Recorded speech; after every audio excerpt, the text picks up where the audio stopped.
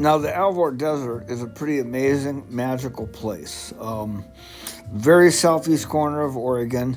If you start at the Idaho border and go left to the Pacific, about 3/4 of an inch, and then a half inch up from the Nevada border, that would be the Alvord Desert.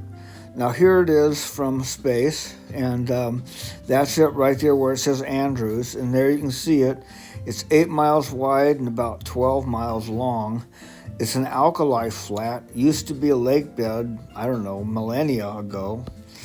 That is the top of Steens Mountain, and it's 5,000 feet above the desert floor. And you gotta see the Steens Mountain. It's really an incredible place. Anyway, lots of people use the Alvord Desert for lots of different reasons. Flying, that's why I used to go there. Airplanes, ultralights, gliders. Then you got your land wind speed people. And yeah, I used to fly my little ultralight trike down there. It was so much fun. There'd be big groups that would meet there every year. But unfortunately, I was never the most careful person in the world and probably should have never been flying in the first place. So I did survive that, though. And then, of course, there was Jessie. Jessie Combs. You may remember she was a land speed record holder for women. She was known as the fastest woman on four wheels, and unfortunately, she was trying to break a record in her car in the Alvord Desert, and she had a fatal accident, and that's really sad. She was my kind of woman, I gotta tell you, my kind of woman. Anyway, rest in peace. But the Alvord Desert really is a place everyone should visit. It's too hard to describe. It's the solitude, the quietness. And then right on the edge of the desert, there are these great hot springs. They've made two big ponds or tubs, and the water just bubbles into it. And nothing's better than at night to sit in those hot tubs and look up at that Alvord Desert night sky. Quite unbelievable. A beautiful, beautiful place.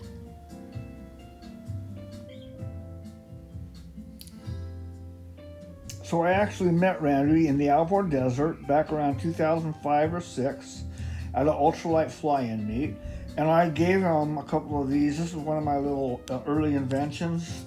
It was a laser pointer, and flip a little lever on the back, and it would do a light show that would react to vibration.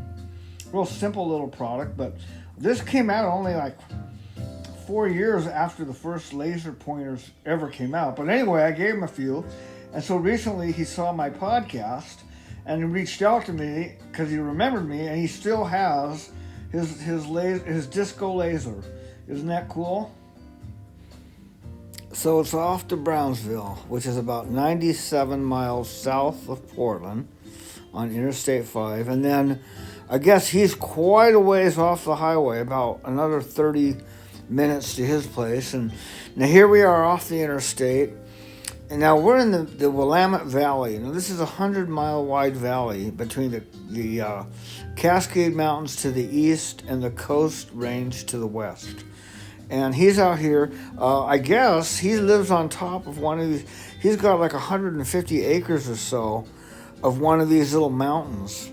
And his property goes all the way up, and he owns the very top. So this is going to be pretty neat. Now, we're already way, way up above the valley floor here. And you can just look out. Now, this is the home they're in now, but they're going to be building another home on the property. But it's kind of hard to see here, but it's just, the view is incredible. So there's Randy. First time I've seen him in 20 years. Couldn't recognize him. We had such a brief meeting in the beginning anyway. So now we're going to take a little drive up above his house. And what this guy does is he cuts down trees and he makes roads. And they're all over the place. Now this is his little lumber area here. And this guy doesn't have to go to the lumber store to buy wood. He just cuts down a tree and anything up to, I don't know, a couple feet in diameter and 20 feet long, he can lay it down on here.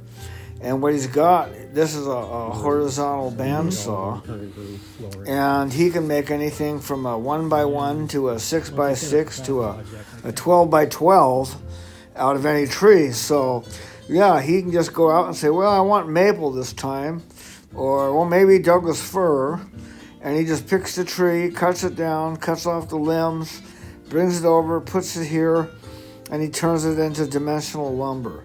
How cool is that? So now we're going to continue on to the top of the mountain. Yeah, he just makes all these roads. It's just like, can you imagine the effort it takes to cut down trees and then cut out a horizontal section and turn it into a road? All right, here we are now. We're getting to the very top, and this is perfect time of the evening. Look out at that valley and how high we are. It's amazing. And just believe it or not, he used it before as a landing strip for his airplane, which I think is a little bit optimistic given the small size, but he's only attempted it once, and he wasn't going to attempt it this time with me. Anyway, it's just beautiful up here. There's that valley again. And he's really proud of his backloader, I guess it is. It has a special feature that he tells me he's never seen on another one before.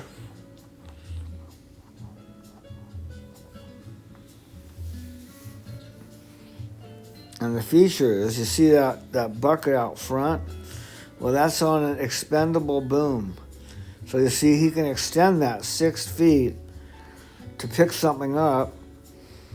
So like you said, if you've got to lift something up over a road, this is the way you do it. And it's amazing, this thing just picks up these huge, heavy logs and just tosses them around like kindling. It's time to go and take a flight now, or go on a flight.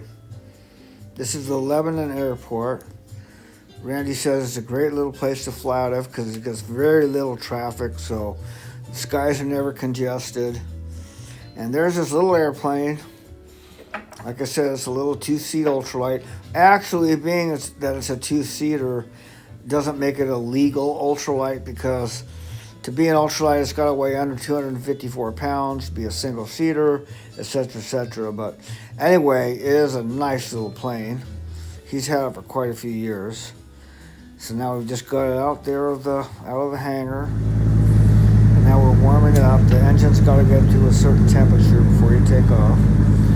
But then once it reaches that temperature, you just put the throttle pedal to the metal, as they say, and just go screaming down that runway. This is always the best part. Just get going, and before you even know it, you're barely even moving along, and boom, you're up in the air. Just like that. Things start dropping away. And it's nice doing it.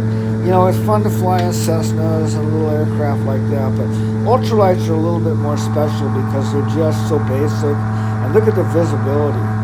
You don't get that much visibility in a Cessna.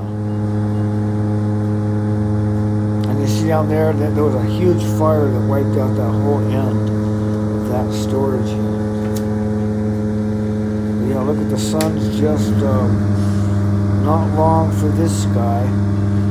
The lighting, you know, everything's looking really cool. A lot of water around this area. There's a river down there, the Simpson. Oh, there's the Three Sister Mountains.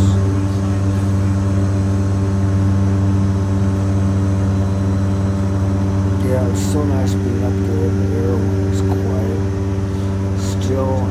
You can see there we're going about 85, and we're at 85 miles an hour, we're at 1,500 feet. All right, now we're heading back to the runway, which is kind of right there in front of us behind that strut. Now in little airports like this, it's really cool. when you're coming into land, all you have to do is click your microphone on the correct frequency, and you see that the runway lights will come on automatically, even if there's no one there at the airport. So if you're coming in at night, all you do is click your microphone, and boom, you got your lights. So it was a nice little flight and a nice little visit with Randy Simpson.